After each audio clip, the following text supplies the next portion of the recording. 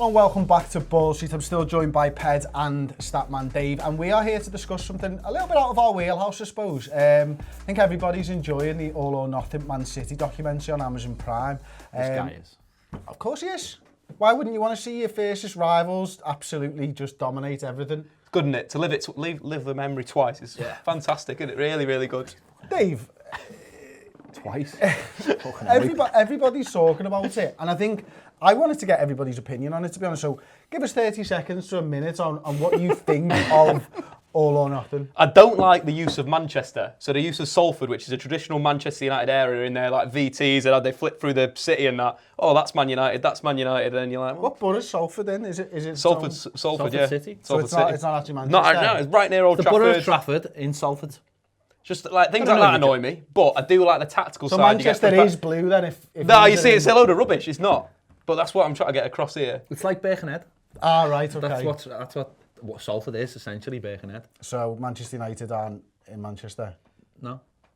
So Well, Manchester technically is they're blue. not. Technically So they're not. Manchester is Trafford. blue. Trafford is a borough in Salford, which and But you Salford's not find Manchester. any of the polls that the majority of fans in Manchester are from United. Every single poll you look at, go and check it out on the Is it? internet. Come Just on. Google it, man. You just have to get on a Percentage, Virgin man. train, Percentage. mate, just like Liverpool. You get on a Virgin train to London after the game, it's full. And I'm not saying it's a good or a bad thing. You seem to think it's a bad thing. I think it's a great thing. But what I'm saying about documentary is I like the tactical side of it. I quite like Benjamin Mendy after it. Oh, it's tremendous. I like Benjamin Mendy before as a player. Wonderful footballer at Monaco. We see at City, he's a bit worse. But I liked his personality. And there's a bit where Guardiola's a bit upset about the players reacting, celebrating, and Mendy sends him a text message. I like that little bit. That little bit of insight you're going to get is something why this documentary is good. And what do you think of it? Do you think it's a good thing for football or a bad thing that this has been done? It's tremendous for football. Football fans, and I say it all the time, want footballers humanised. They want to know that they're not these little robots that just run around on a football pitch.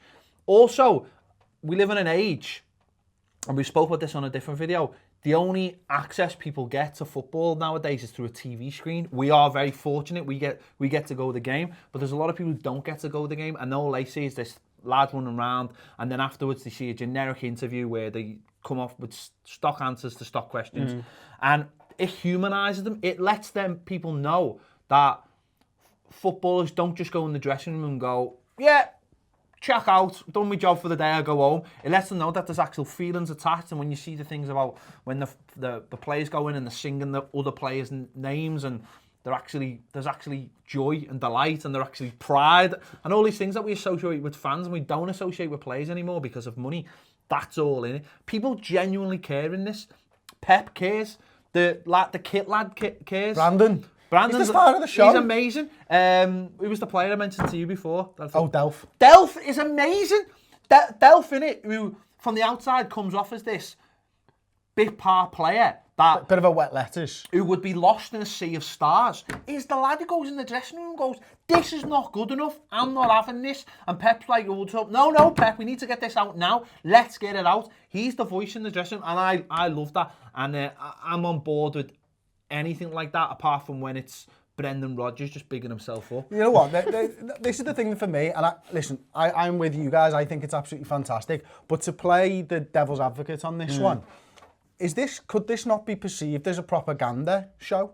Because it's fully edited. I know, I think that there's definitely part of it that it is promoting Manchester City and what they've done, and that's the bad side of it, that we're forgetting that it is a City product. City have decided what's going in, what's going out, what to show, what not to show. And I think that's a side that we need to be a little bit more open to looking at and being like, they're trying to feed us a line here. They're feeding us a party line. Let's wake up and be like, hey, look around what's going on in a way. And that's the important side, like you're saying. I think that's good for going around other clubs, but it'd be better if it was, obviously it's never going to happen, but if someone completely different edited it. Like, you know what I mean? Like if a company that supported Liverpool or edited it, there was a bit outside the box and no connection. That was where you'd see the raw stuff. I slightly disagree with that, because I think they showed a lot of weak moments. I think when they took the coach into Anfield, I think that could have been edited massively different if they wanted to do it. They could have made Liverpool fans look like the scum of the earth if they'd wanted to, but they didn't. They showed Pep Guardiola in the Everton dressing room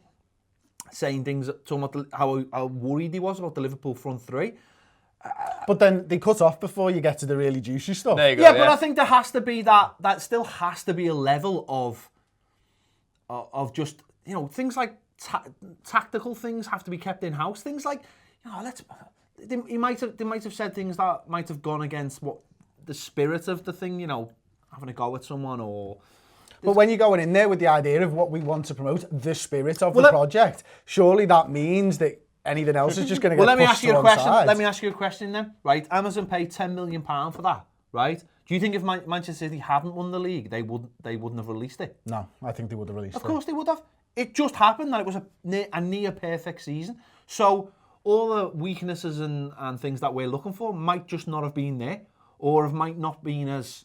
At the end of the day, it has to be entertaining. It has to be cinematic. It has to be so that fans who aren't a fan of Manchester City, because let's be honest, more people who aren't Manchester City fans are going to watch this than are. That's their game. That's the big side of it, is that Manchester City traditionally don't have a big fan base outside of maybe the country, and that's a big part of it, is they're trying to get fans. Of course they are. And that's the side we've got to be a bit awake to, in a way, that they are playing this global game where they're like, okay, like we sort of chatted about before, about moving to America and having games out there. Yeah. That's the play. They've sat down and they've sat in a directors meeting and been like, we do this documentary, we do it the right way, we're going to get a massive commercial gain from this. Good.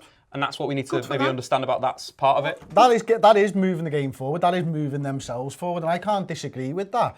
I absolutely love the programme. I think it's fantastic, to be honest. So you're a big NFL fan, right?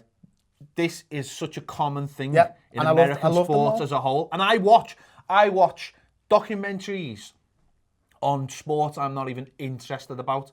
I watch all the 30 for 30s and I watch about stories that I've never even heard of, because they're gripping. They're real life. They might be edited in a way that makes someone who's not as nice as they seem come off in a nice way. But at the end of the day, it's entertainment, and I'm all behind this stuff. And Man City have got the power to do that, of course they have.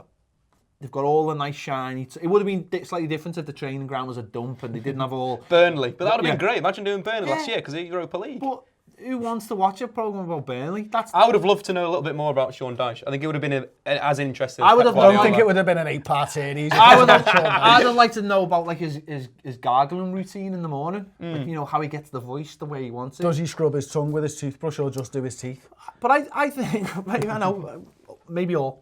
I just think that, personally, I think it's anyone who's...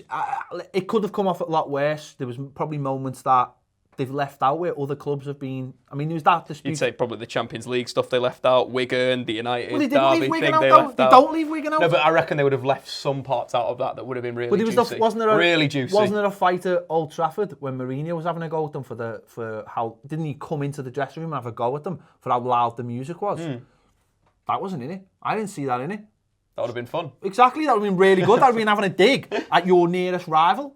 And probably didn't sign the permissions. Well, I think absolutely. I believe there are some clubs that wouldn't allow the filming. I'm not surprised, to be honest with you. I think that's them playing into Manchester City's hands, and you don't want to give your control over your product to somebody else. Maybe other clubs are just not as interesting as Manchester City are. There's actually quite a general thought about this, and one of them is, listen, Brave New World, Balaguer's book on Pochettino.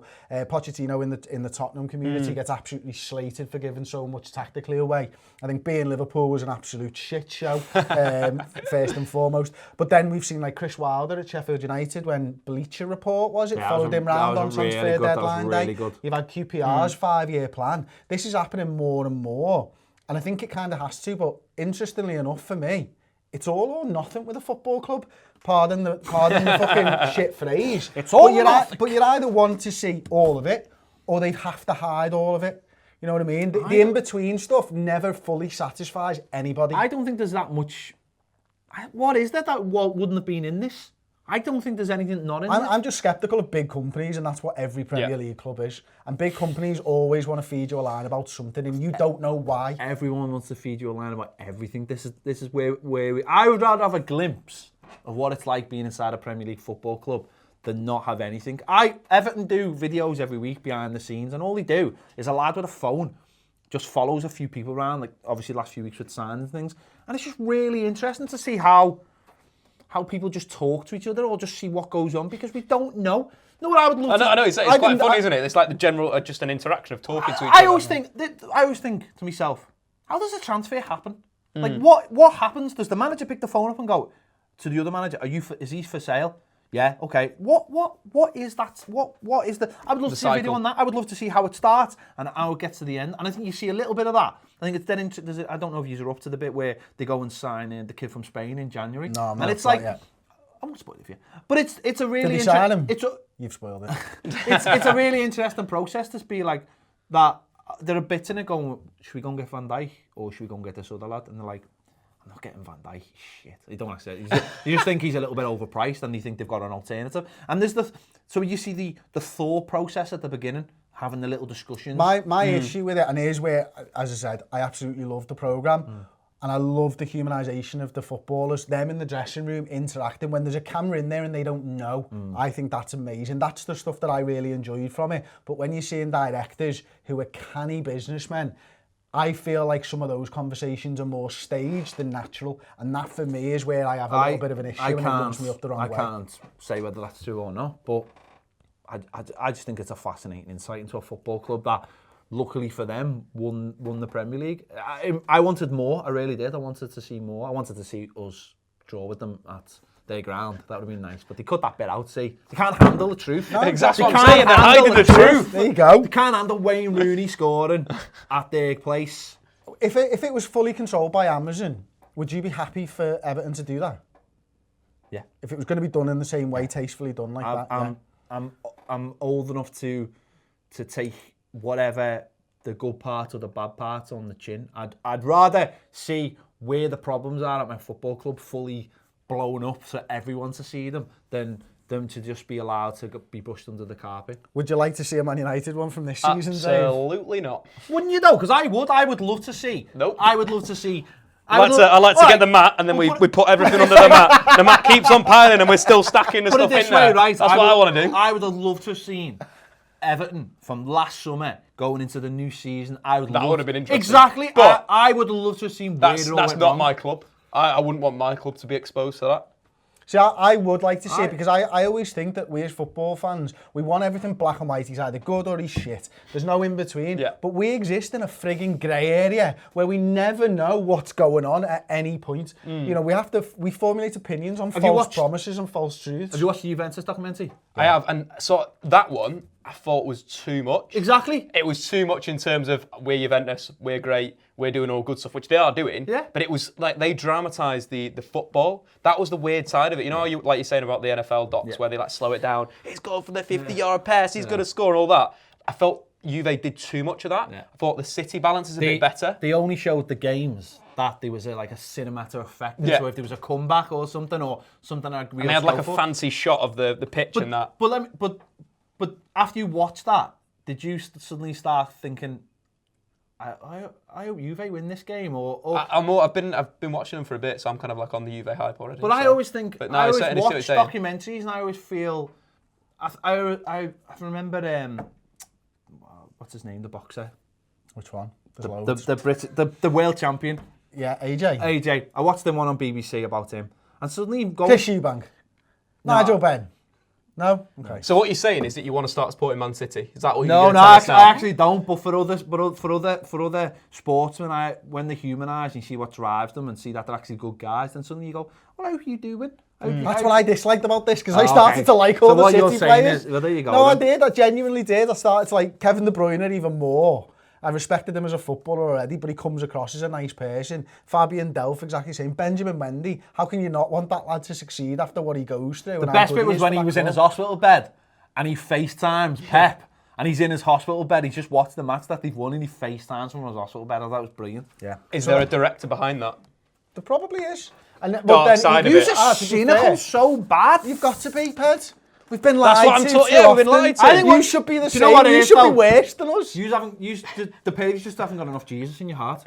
That's the problem. You need to find Jesus and let him I in. just need to find a really big mat, you see. You need to let him into yourself. I think you just need to let go of the hatred.